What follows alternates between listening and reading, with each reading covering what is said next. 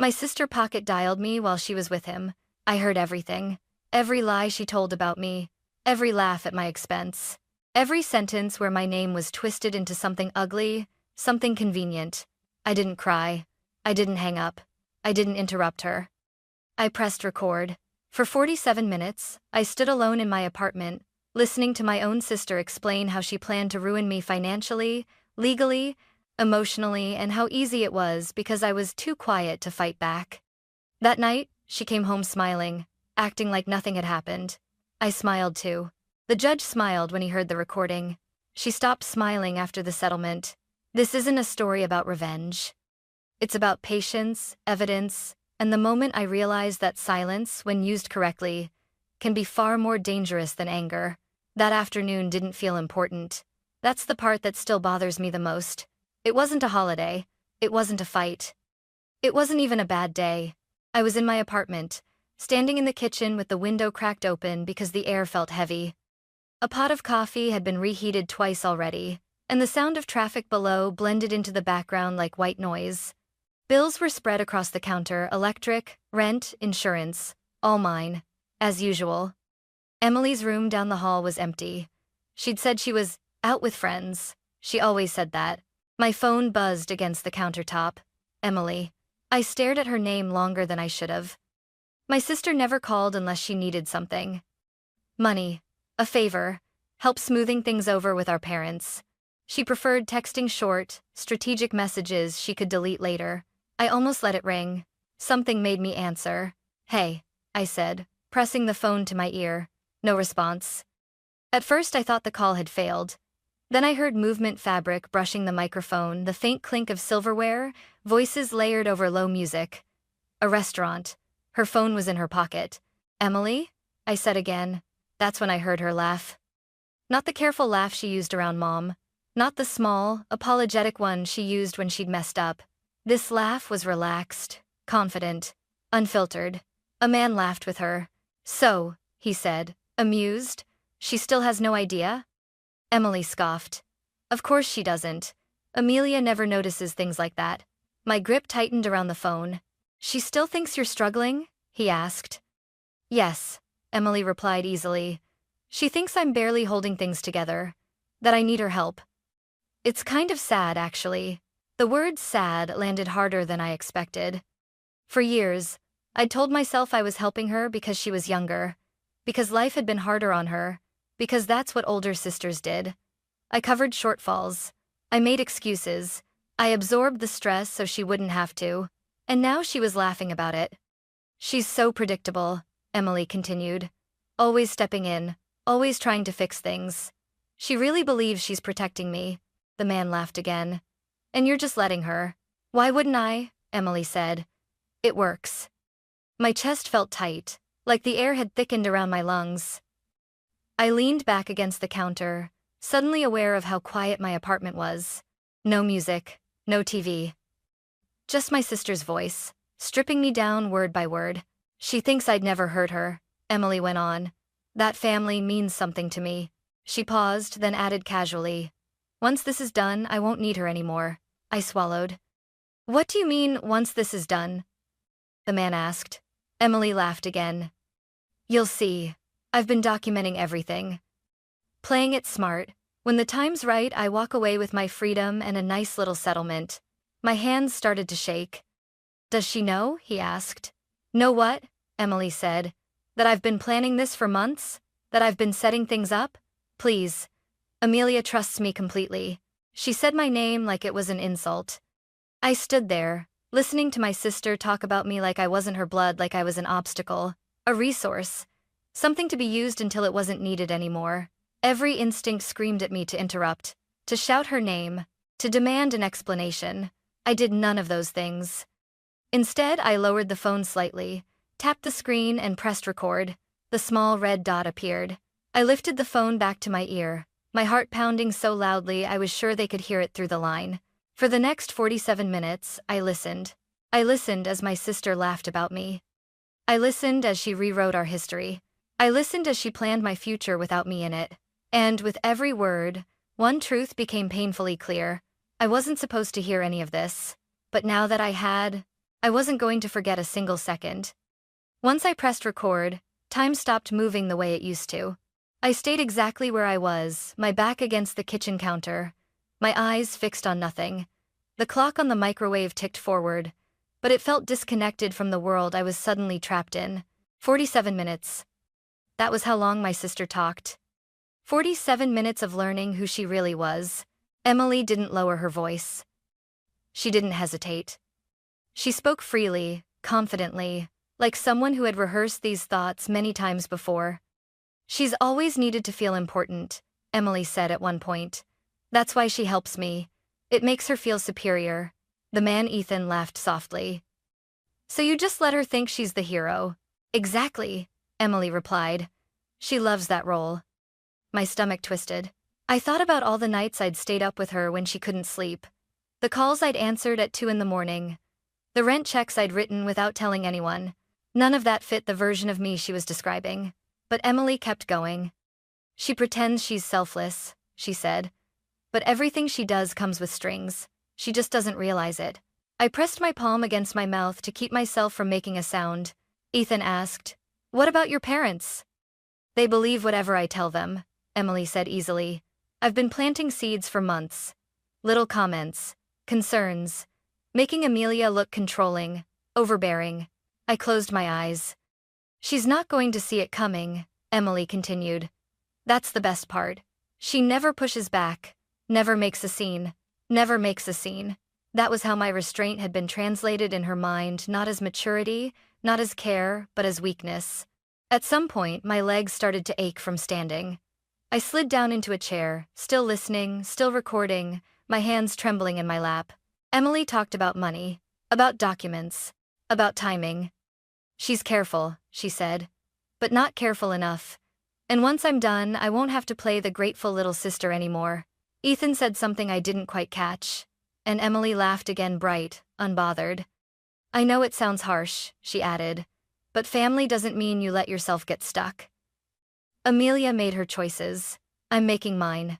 I felt something inside me crack, not loudly, not all at once, but in a slow, silent way that was almost worse. This wasn't a misunderstanding. This wasn't jealousy. This wasn't a moment of anger she'd regret later. This was strategy. By the time the call finally disconnected, the red recording dot still blinking on my screen, my apartment felt unfamiliar, like I'd stepped into someone else's life without permission. I didn't move for a long time. I stared at the phone in my hand, at the timestamp showing 47 minutes and some change, and tried to reconcile that number with the years I'd spent believing my sister loved me. I wanted to scream. I wanted to confront her the second she walked through the door. I wanted her to see my face when I told her I knew. But another thought followed, quieter and steadier. If I confronted her now, she would deny it. If I showed my hand, she would adjust her plan. If I exploded, I would give her exactly what she expected, proof that I was emotional, unstable, overreacting. It's over. I thought of all the things she'd just said about me. She never pushes back.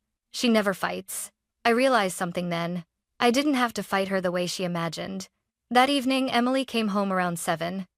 She breezed in like nothing had happened, tossing her keys into the bowl by the door, smiling like she always did. "Hey," she said, "I'm starving. Want to order in?" I looked at her, really looked at her, and felt nothing explode inside me. No shouting, no tears, just a cold, unfamiliar calm. "Sure," I said. "Whatever you want." She smiled, relieved, unaware that anything had shifted. We sat across from each other at the table, eating, talking about nothing. She complained about her day. She laughed at her phone. She lived inside the lie she'd built so comfortably, and I let her. Because while she thought she was winning, I was already planning my next move. And this time, I wasn't going to be quiet out of habit. I was going to be quiet on purpose. I didn't sleep that night. Emily went to bed early, humming to herself as she closed her door, like someone who had nothing to hide and nothing to fear. I stayed on the couch, the lights off, my phone resting on my chest as if it weighed more than it actually did. 47 minutes. I replayed fragments of the recording through my headphones, stopping myself every few seconds before it became too much. Hearing it once had been an accident. Hearing it again was a choice. I needed to know exactly what I had. By morning, I understood something clearly. This wasn't a family argument waiting to be resolved.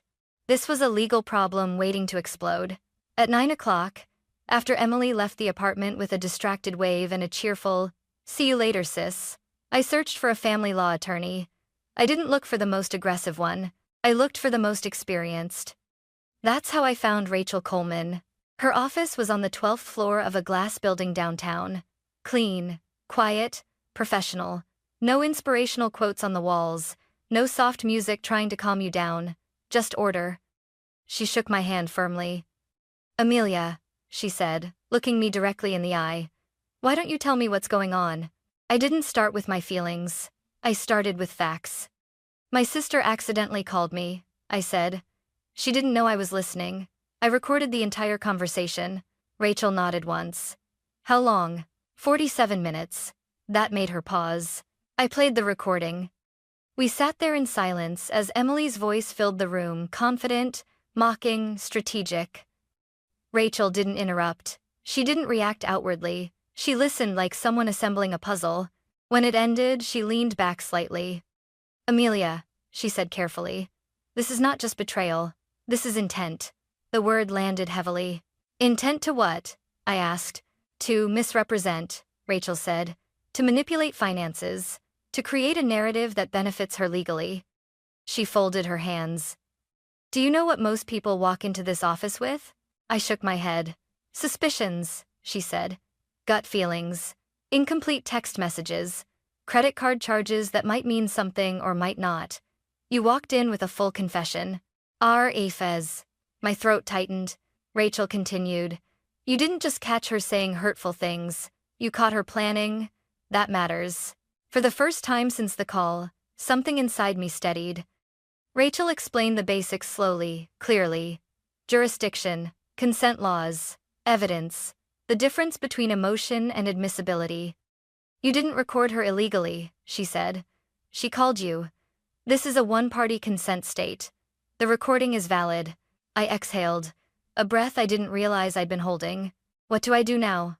I asked. Rachel didn't answer immediately. Instead, she asked, "Has she confronted you yet?" "No." "Good," Rachel said. "Then don't confront her." The word "don't" surprised me. "If you confront her," Rachel continued, "she'll deny it. Or worse, she'll adjust. People like your sister don't stop when exposed. They pivot." I thought about Emily's confidence. The way she spoke like the future was already decided. "What if I want answers?" I asked quietly. Rachel met my eyes. "You already have them. What you want now is protection." That word protection felt different than revenge. Cleaner, stronger. Rachel outlined the next steps. Documentation. Financial records. Timelines. "From this point forward," she said, "assume everything is strategic. Every word, every message, every reaction." I nodded. "You don't need to change your behavior dramatically," she added. "In fact, don't. Let her believe nothing has changed." I almost laughed. "That won't be hard. She already thinks I don't see anything." Rachel smiled faintly. "Then let her keep thinking that. It's not for raid." When I left the office, the city looked the same, but I didn't feel the same walking through it. I wasn't panicked anymore. I wasn't confused. I was focused. That night, Emily talked excitedly about her plans for the weekend. A trip, a dinner, new possibilities. She watched my face carefully, searching for cracks. I gave her none. "That sounds fun," I said. "I'm glad you're enjoying yourself." She relaxed immediately. And in that moment, I understood the power shift had already happened. She thought silence meant ignorance. She thought patience meant submission. She had no idea that while she was planning her future, I was already protecting mine. And this time, I wasn't doing it for her. I was doing it for myself. Rachel was very clear about one thing. "Feelings don't win cases," she told me during our second meeting. "Patterns do." So, that's what I started looking for. Patterns. I didn't storm into Emily's room. I didn't demand explanations. I didn't even ask questions.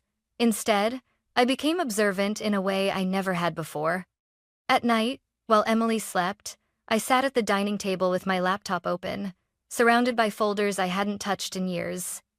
Old bank statements, shared accounts, emails I'd archived and forgotten. I wasn't searching for a single, dramatic smoking gun.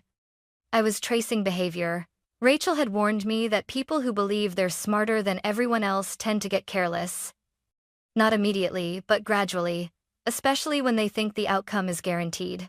Emily thought she was winning. The first pattern showed up faster than I expected. Small transfers. Nothing outrageous. Nothing that would trigger alarms. $300 here.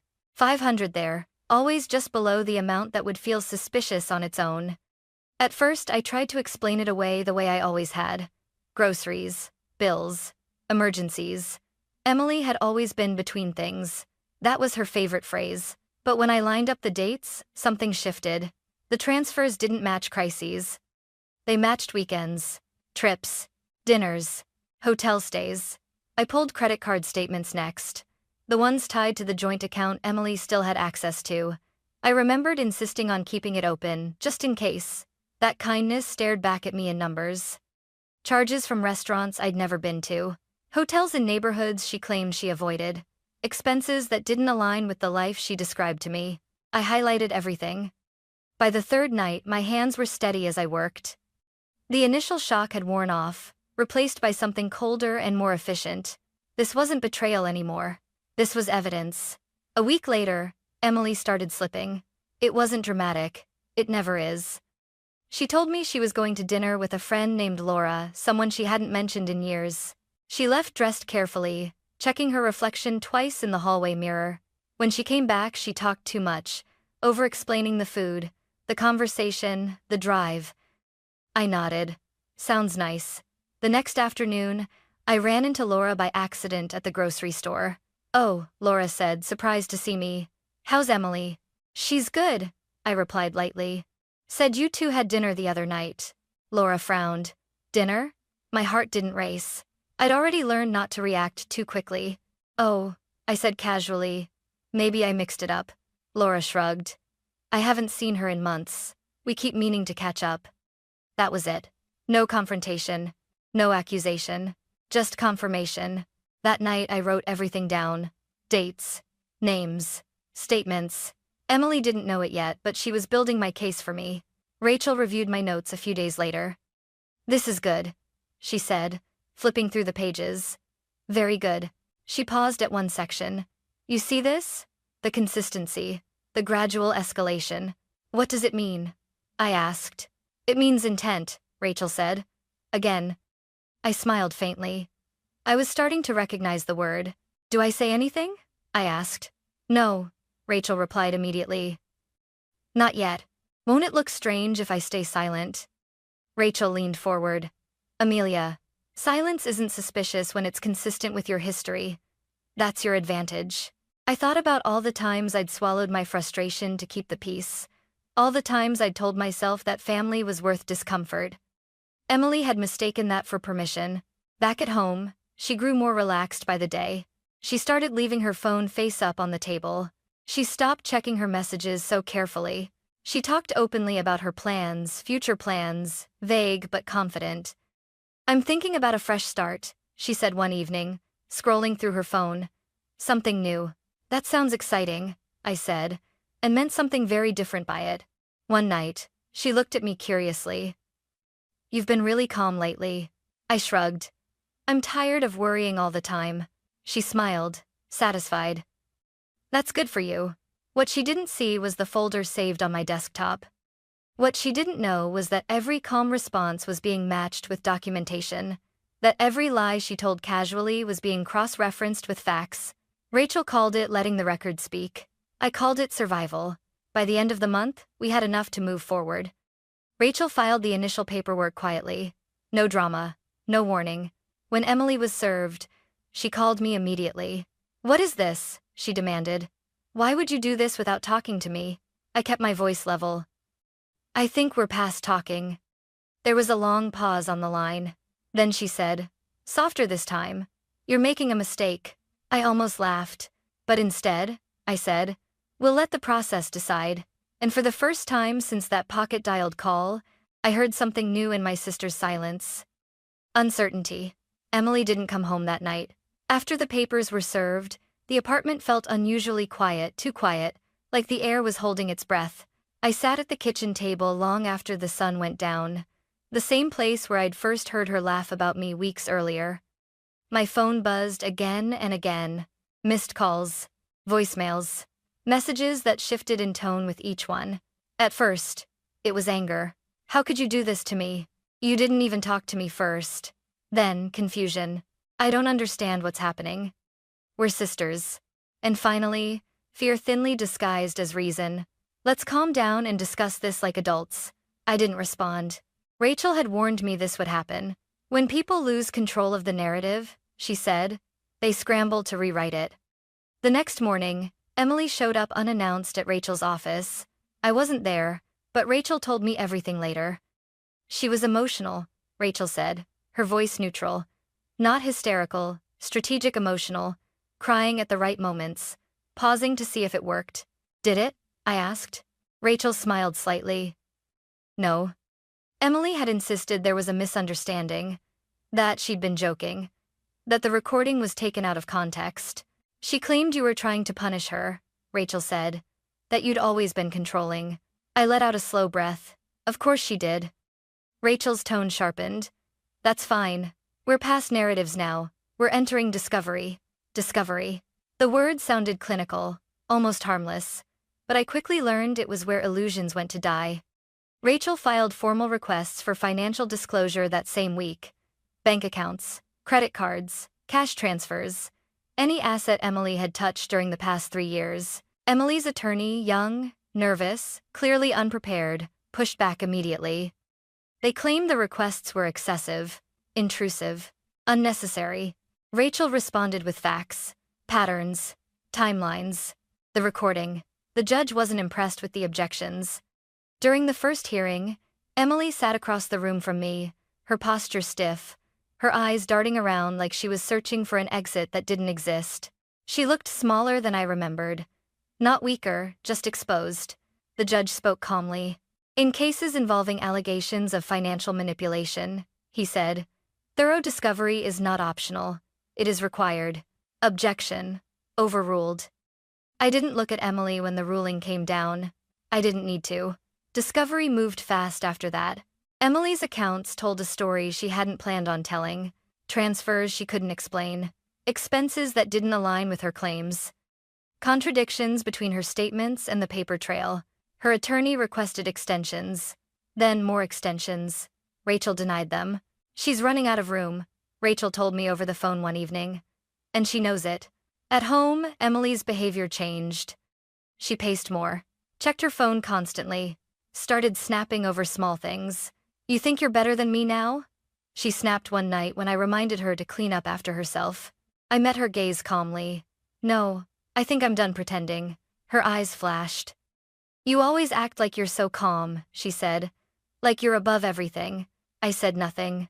She stormed into her room and slammed the door. That silence, the one she used to rely on, no longer worked the way she expected it to. A week later, Rachel called me into her office. We have enough to schedule her deposition, she said. My stomach tightened. What does that mean?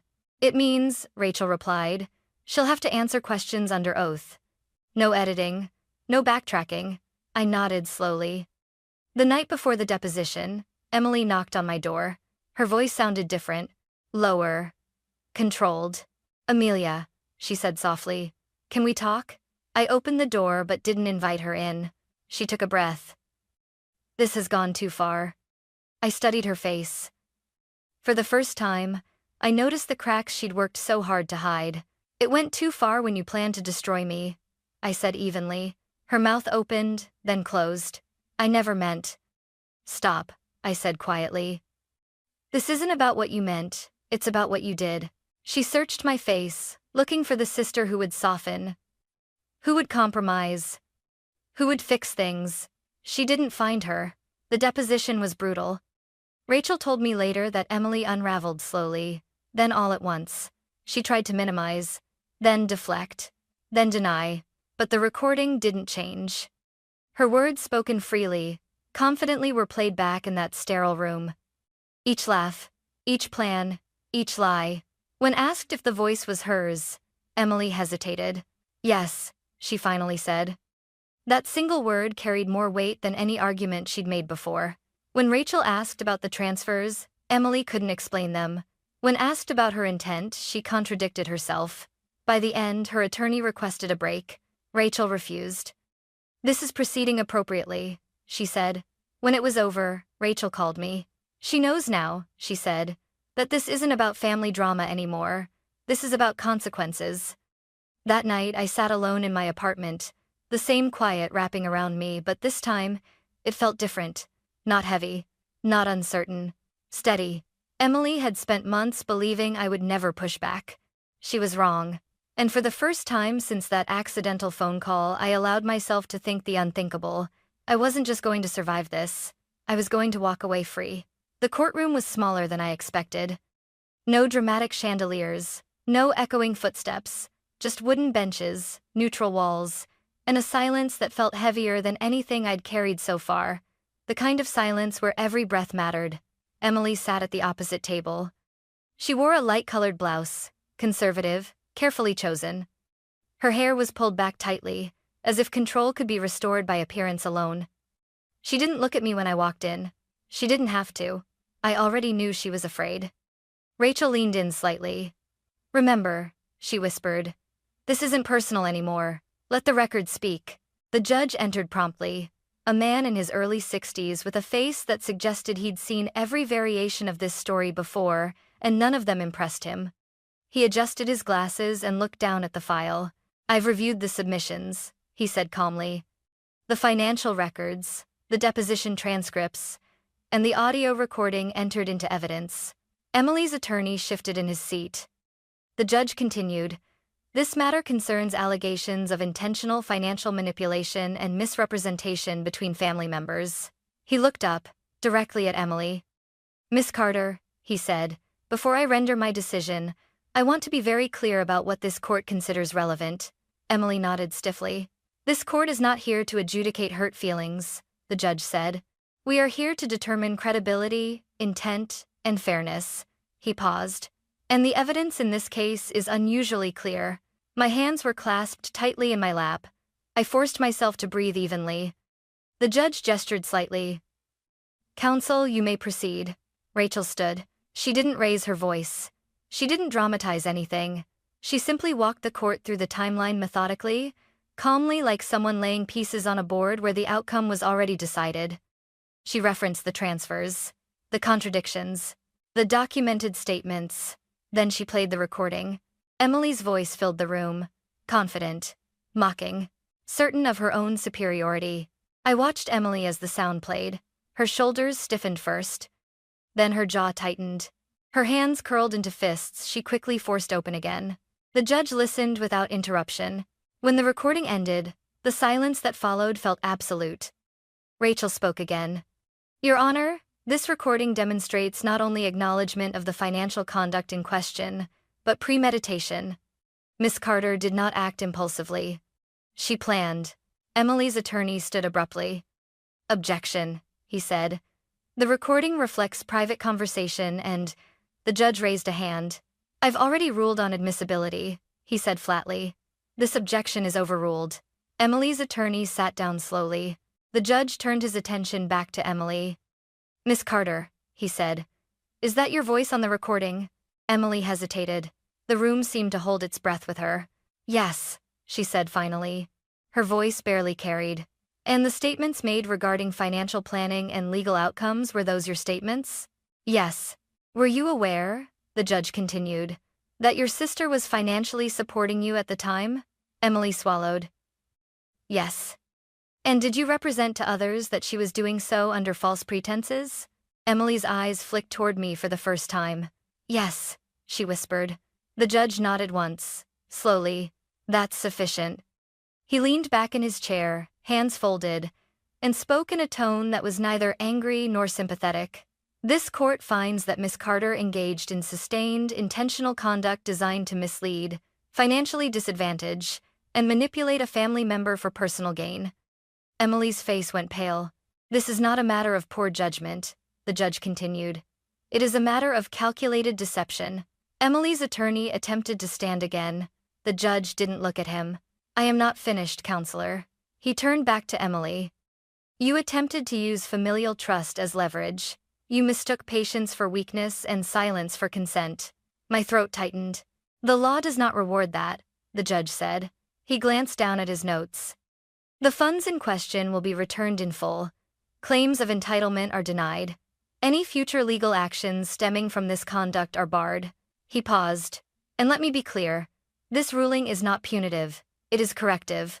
Emily stared straight ahead, unmoving. This court strongly advises all parties to seek boundaries that do not require judicial intervention in the future. Arg raged at. With that, he gathered his papers. This matter is concluded. The gavel struck once. That sound, soft, final, felt like something breaking open inside my chest. Rachel squeezed my hand gently. It's over, she whispered. Emily remained seated long after the judge left. Her attorney leaned toward her, speaking urgently, but she didn't respond. It was as if the version of herself she'd relied on, the confident, untouchable one, had vanished completely. When she finally stood, she didn't look at me. Not once. Outside the courtroom, the air felt different. Lighter, sharper, real. I stepped into the hallway and stopped.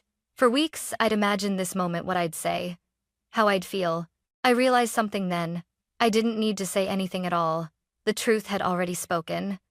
And for the first time since that accidental call, I wasn't holding my breath anymore. The courthouse emptied quickly. People had their own lives to return to, their own stories unfolding somewhere else. For me, the world felt strangely quiet, as if everything had slowed just enough for me to finally catch my breath. Emily didn't follow me outside. I didn't look back. For the first few days after the ruling, nothing dramatic happened. No confrontation, no apology, just absence. Emily stopped coming home entirely. Her room remained untouched.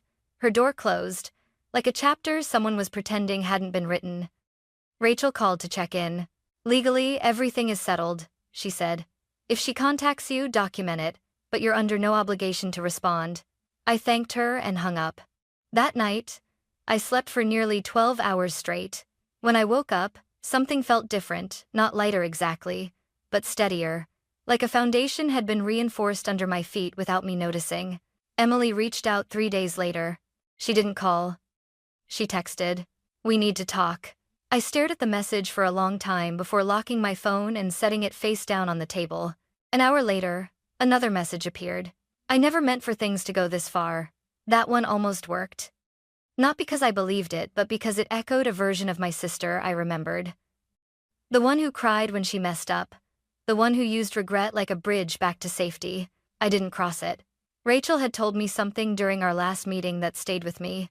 Closure, she said, is something people ask for when they want control without accountability. Emily kept trying. Emails followed. Long ones. Carefully written, she apologized without naming what she'd done. She blamed stress, fear, misunderstandings. She wrote about family, about how we'd lost our way. She never once mentioned the recording. I archived every message without replying. A week later, she showed up at the apartment. I wasn't expecting her. I'd just finished reorganizing the living room, moving furniture, opening space. It felt symbolic in a way I hadn't planned. When I opened the door, Emily stood there with red-rimmed eyes and a carefully neutral expression. "Can I come in?" she asked. I didn't step aside. "I don't think that's a good idea," I said calmly. She nodded slowly, like she was bracing herself. "I just wanted to say I'm sorry. I waited. For everything," she added. Still, I waited. Her eyes flicked around the hallway, like she was searching for familiarity to anchor her. "You know I was in a bad place. I didn't think you'd take it this far." I felt a strange mix of sadness and clarity. "I didn't take it anywhere," I said. I responded. "That recording," she started. I held up a hand.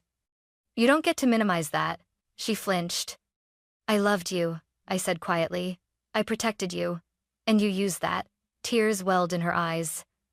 I said I was sorry. "Yes," I replied, "but you're not taking responsibility, and that's the difference." She looked at me then, really looked at me for the first time in weeks. "You're different," she said. "I am," I agreed. "Because I don't need to be the version of myself that made this possible anymore." She stood there for a long moment, then nodded once and stepped back. "I hope one day you'll forgive me," she said. I didn't answer. When the door closed, I didn't feel triumphant. I didn't feel cruel. I felt resolved. Emily moved out of state shortly after that. I heard it through our parents, who called cautiously, unsure of what they were allowed to say. "She needs a fresh start," my mother said. "So did I replied gently. They didn't argue. Life began to reorganize itself around the absence. I adjusted my budget, closed shared accounts, changed passwords, reclaimed quiet mornings that didn't start with anxiety. I started therapy. Not because I was broken, but because I wanted to understand how I'd mistaken responsibility for obligation for so long. My therapist asked me once, "What did silence give you?" I thought about it. "It kept the peace," I said. "And what did it cost you?" The answer came easily. Everything. Weeks turned into months.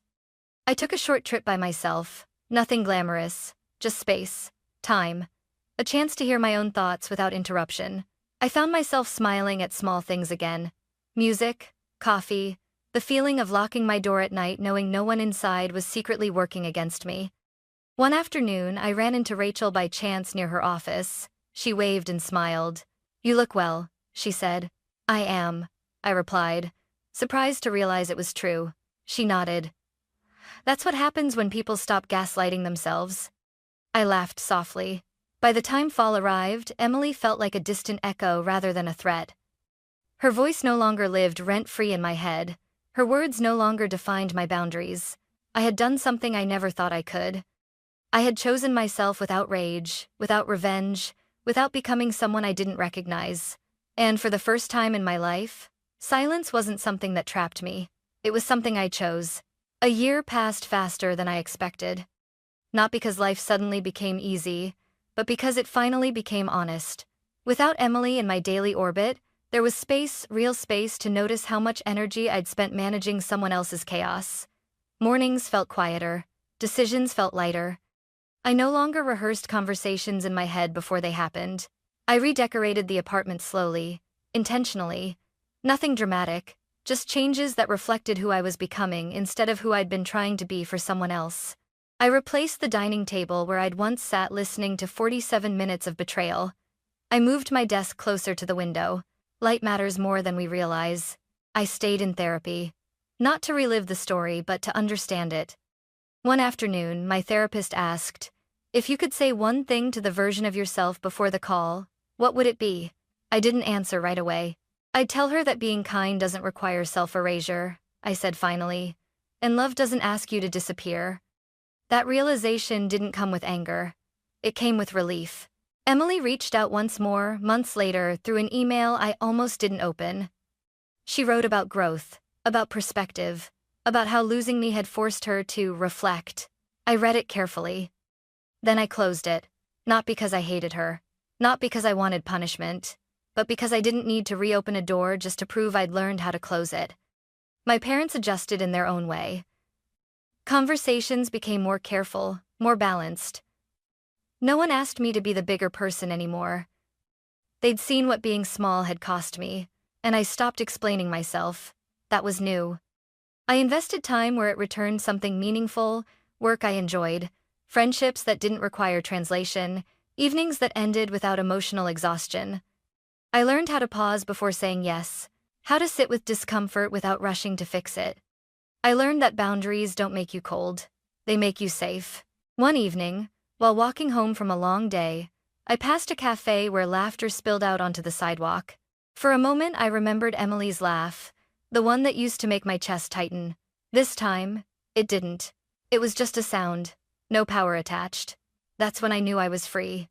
Not because I'd won in court, not because the truth had come out, but because the story no longer controlled me. People sometimes ask if I regret recording that call. I don't. I regret needing it, but I don't regret protecting myself. Because silence, when forced on you, is oppression. Silence, when chosen, is strength. If there's one thing this experience taught me, it's this. You don't owe access to people who misuse your trust. You don't owe explanations to those who rewrite your intentions. And you don't owe loyalty at the expense of your own safety. Family doesn't get a free pass to harm you. Love doesn't require self-sacrifice without consent. And peace doesn't come from fixing others, it comes from choosing yourself. I didn't lose a sister. I found myself. And that finally was worth everything.